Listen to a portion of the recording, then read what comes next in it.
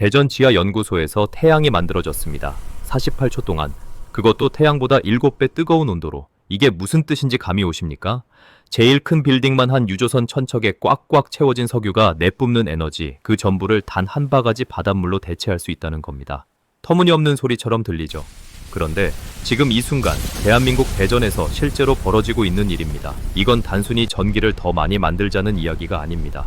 수십 년 동안 에너지를 무기 삼아 전 세계를 쥐락펴락해온 나라들의 권력을 뿌리째 뽑아버릴 그야말로 문명의 판 자체를 바꾸는 혁명에 관한 이야기입니다.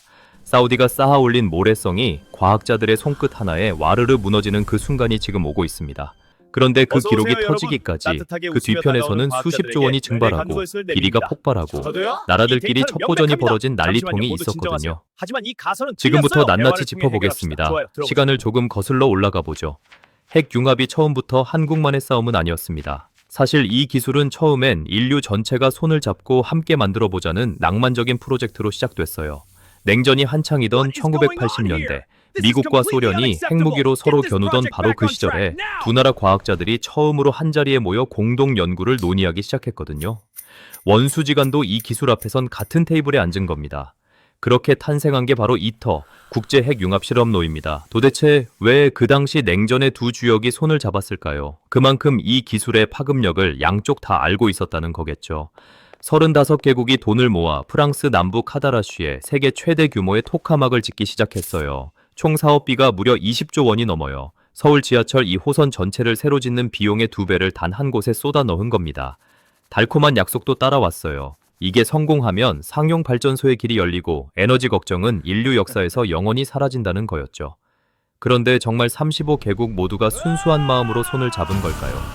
나라마다 속내가 달랐습니다. 주도권을 쥐려는 나라, 노하우를 빨리 흡수하려는 나라, 돈 내고 안전하게 정보만 가져가려는 나라. 겉으로는 하나의 테이블이었지만 그 아래는 제각각의 계산이 숨겨져 있었거든요. 그 환대와 미소 뒤에서 철저하게 계산된 다른 움직임이 시작되고 있었습니다. 중국이 아이터에 참여한 건 2003년입니다. 처음엔 조용한 학생처럼 굴었어요. 돈도 내고 기술도 배우고 회의에도 참석하면서 국제 커뮤니티 안에 착실히 스며들었습니다. 하지만 알고 보니 중국의 진짜 목적은 협력이 아니었거든요. 아이터를 통해 핵심 설계도를 흡수하면서 동시에 자국 장치를 독자적으로 키워나가는 이중 전략이었던 겁니다. 트로이 목마가 따로 없었습니다. 중국은 2006년 이스트라는 자체 토카막을 완공합니다. 놀라운 건 속도였어요. 설계 착수부터 완공까지 불과 몇 년, 그것도 독자 기술로 해냈다고 대대적으로 홍보했죠. 과연 그 몇 년 만에 완성된 장치가 진짜 독자 개발이었을까요?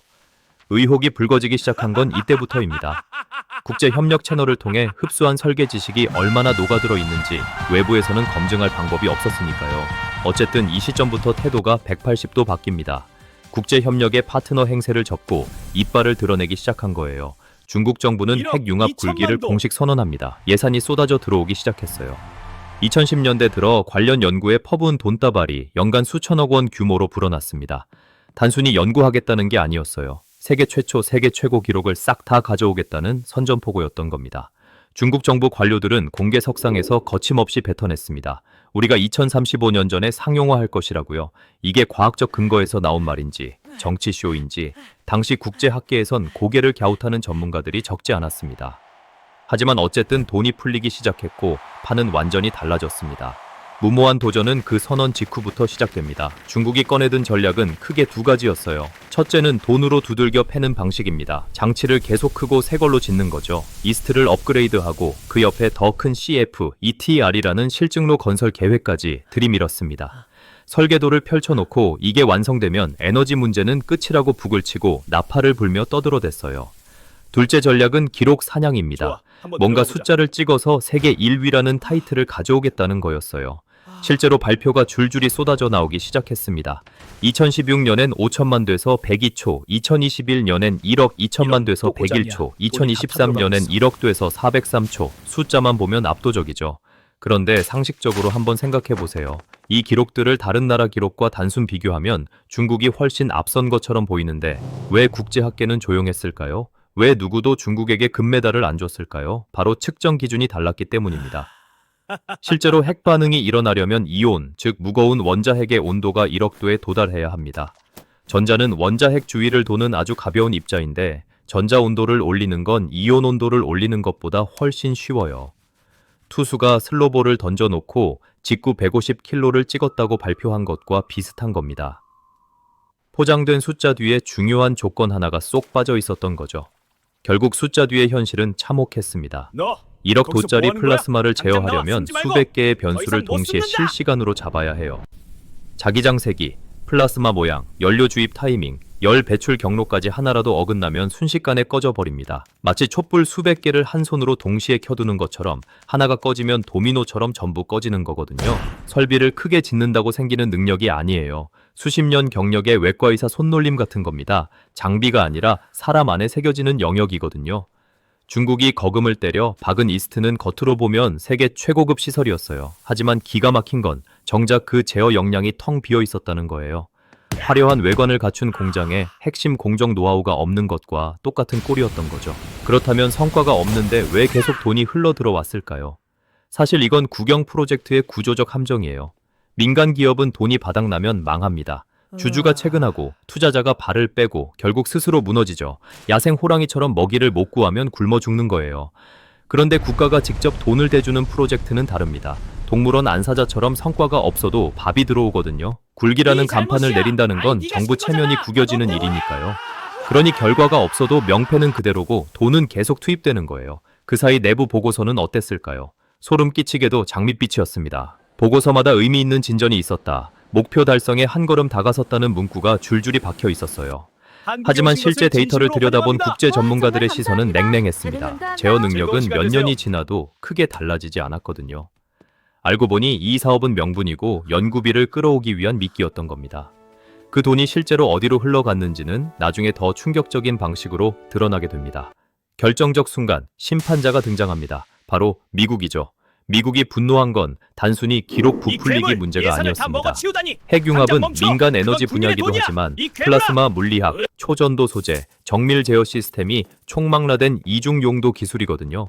군사적으로 전용이 가능한 영역이에요. 미국은 중국이 아이터 참여를 통해 빨아들인 기술 정보가 어디로 흘러가는지 오랫동안 주시하고 있었거든요. 그리고 결국 칼을 빼들었어요. 반도체 때와 똑같은 방식이었어요. 핵융합 장치의 심장이라 할 수 있는 고성능 초전도 소재, 정밀 제어 소프트웨어, 핵심 진단 장비에 수출 제한을 들이밀기 시작한 거예요. 세계 최고 선수한테서 축구화를 벗겨버린 겁니다. 발은 있는데 뛸 수가 없는 거죠. 그러자 중국 입장에선 황당한 일들이 줄줄이 벌어졌습니다. 이 장치 안에는 수십만 개의 센서와 제어 모듈이 들어갑니다. 이 부품들 가운데 상당수가 미국이나 유럽산이거든요. 수출 제한이 걸리니 부품 자체를 못 구하게 됩니다. 설령 구형 부품을 갖고 있어도 소프트웨어 업데이트를 못 받으면 정밀도가 뚝 떨어져요.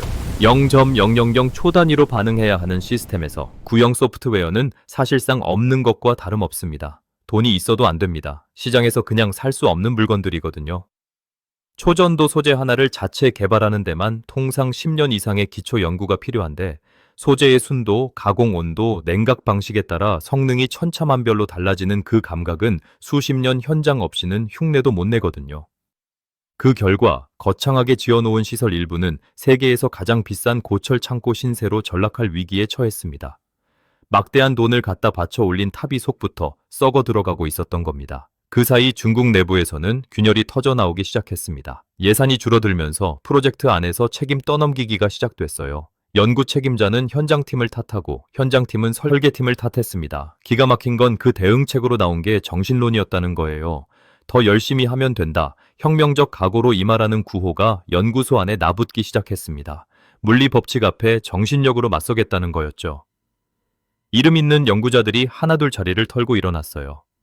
미국, 유럽, 심지어 한국으로 넘어온 핵융합 분야 중국 출신 연구자들이 이 시기에 부쩍 늘었다는 건 학계에서 공공연히 알려진 사실입니다. 그리고 바로 이 시점에 훨씬 더 충격적인 내막이 터져 나왔어요. 핵융합 연구에 투입된 국가 예산 일부가 연구 목적이 아닌 곳으로 흘렀다는 의혹이 불거지기 시작한 겁니다. 중국 정부의 대규모 과학기술 펀드에서 집행된 돈의 실제 행방을 추적하자 베이징과 상하이의 고급 부동산, 유령명의 계열사, 특정 관계자들의 주식 계좌로 흘러들어간 정황들이 드러나기 시작했어요. 이 프로젝트는 그럴듯한 껍데기였고 실제 목적은 따로 있었던 거 아니냐는 의혹이 폭발한 거죠. 성과가 없어도 새로운 발표로 돈을 끌어오고 그 돈으로 다시 간판을 유지하는 폰지 사기와 다를 바 없는 구조였던 겁니다. 굴기라는 거창한 이름 아래 국가 연구비를 사냥하는 지대 추구, 그게 실체였던 거예요. 결정적 사건이 터진 건 2023년이었습니다. 중국 과학기술부가 대규모 연구 비리에 대한 조사에 착수했습니다. 이 분야를 포함한 국가 주요 연구 사업의 자금 흐름을 들여다보기 시작했거든요. 가을 무 뽑듯이 관련자들이 줄줄이 소환됐어요. 세계 최고라고 떠들어대던 선언은 반쪽짜리 숫자의 증거로 둔갑했고 장밋빛 보고서는 잿더미로 변했어요. 거대한 탑처럼 보였던 것이 실제로는 허공 위에 세워진 종이 구조물이었던 겁니다. 수십조 원, 수십 년, 수천 명의 연구자. 그 모든 게 연기처럼 흩어진 자리에 세상은 잠시 조용해졌습니다. 전 세계의 시선이 중국의 붕괴에 쏠려 있던 바로 그 시간에 대전 연구소에서는 숨소리조차 들리지 않을 만큼 고요했습니다. 기록 발표도 없고 세계 최초 선언도 없었어요. 외부에서는 무슨 일이 벌어지고 있는지 거의 알 수가 없었습니다. 그런데 그 침묵 뒤에서 그야말로 미친 듯한 칼질이 벌어지고 있었거든요. K스타가 조용히 손에 쥐고 있던 무기는 세 가지였습니다. 그리고 이 세 가지가 하필 중국이 미국 제재로 막힌 바로 그 부분들이었다는 게 소름 돋는 대목이에요. 첫 번째는 텅스텐 방패 국산화입니다. 플라스마 가장자리에서 흘러나오는 열을 받아내는 부품, 이른바 다이버터는 핵 융합 장치에서 가장 먼저 망가지는 부분이에요. 녹는 점이 가장 높은 금속인 텅스텐을 특수 가공해서 만들어야 하는데 조금이라도 균열이 생기거나 접합부가 어긋나면 1억 도의 열기 앞에 버티지 못하고 증발해버리거든요. K스타라는 이 텅스텐 방패를 국산 기술로 직접 만드는 데 성공했습니다. 중국은 이 부품을 못 구해 발이 묶였는데 한국은 이미 직접 만들고 있었던 겁니다. 그런데 이게 끝이 아니에요. 두 번째 무기가 더 결정적이었거든요. 바로 초전도 자석 운용 경험입니다. K스타는 처음 설계 단계부터 전체를 초전도 자석으로 구성한 세계 최초의 핵 융합 장치예요. 일반 자석은 오래 가동하면 뜨거워지고 자력이 약해지는데 초전도 자석은 극저온 상태에서 에너지 손실 없이 24시간 강력한 자기장을 유지합니다. 지치지 않는 거인이 두 팔로 불덩거리를 꽉 틀어쥐고 있는 것처럼요.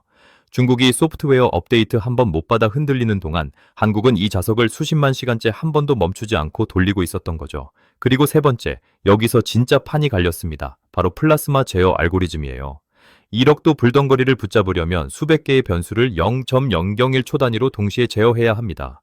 이 제어 로직은 실제 데이터 없이는 절대 만들 수가 없어요. 플라스마가 어떤 순간에 불안정해지는지, 어떻게 달래야 다시 잡히는지를 수백 번 꺼뜨리면서 몸으로 익혀야만 나오는 거거든요.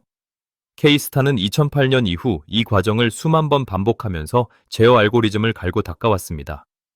이게 중국이 돈으로도 스파이로도 빼가지 못한 진짜 무기였던 겁니다. 그리고 바로 그 혼란의 한가운데이던 2024년 3월 대전 연구소에서 보도자료 하나가 조용히 배포됐습니다. 국제학계가 술렁이기 시작했어요. 왜 하필 이 타이밍이었을까요? 우연이었을까요? 아니면 16년간 꺼지지 않고 갈고 닦아온 실력이 드디어 바깥으로 터진 걸까요? 발표 내용은 단 3줄이었어요. K스타, 1억도 플라스마, 48초, 세계 신기록. 요란한 선전포고도 없었고 숫자를 부풀리지도 않았어요. 이온 온도 기준, 국제학계가 인정하는 방식 그대로였습니다. 북적이던 나라와 묵묵했던 나라의 차이, 그게 숫자 하나로 낱낱이 드러난 순간이었습니다. 오늘 이야기를 통해 확인한 건 딱 하나입니다. 기록은 의지로 만들어지지 않는다는 거죠. 중국은 수십조 원을 쏟아부었습니다. 세계 최고급 시설을 지었고 세계 최초라는 타이틀을 가져오겠다고 선언했어요. 그런데 그 감각, 수만 번 꺼지고 다시 켜면서 몸으로만 쌓이는 그 감각은 어떤 지갑으로도 살 수 없었던 겁니다. 역사에서 이 장면은 낯설지 않습니다. 등잔부를 독점하던 고래기름 상인들이 석유 등장에 밀려났듯 지금의 석유 권력도 언젠간 기술 앞에 무릎 꿇을 겁니다. 문제는 그 기술을 누가 먼저 손에 쥐느냐는 거죠. 핵융합이 상용화되면 에너지 가격은 더 이상 산유국이 결정하지 않게 됩니다. 지금 우리는 에너지를 쓸 때마다 중동 어딘가에 세금을 내는 셈이거든요. 그 구조가 통째로 뒤집히는 겁니다. 이산화탄소도 없고 수십만 년 묻어둬야 하는 핵 폐기물도 없어요. 터질 위험도 없고 아무도 원료를 독점할 수 없습니다. 이건 단순한 에너지 혁명이 아닙니다. 수백 년간 이어온 자원 권력 구조 자체가 해체되는 일이에요. 그래서 지금 세계 민간 자본도 이 판에 뛰어들고 있습니다. 빌 게이츠, 제프 베이조스 같은 인물들이 핵융합 스타트업에 돈을 꽂기 시작했어요. 그 경주에서 48초를 찍은 나라가 지금 한국입니다. 바로 지금 이 순간 300초를 향한 레이스가 대전 연구소에서 진행되고 있습니다. 2026년 안에 300초를 찍고 2035년 실증로로 가는 길.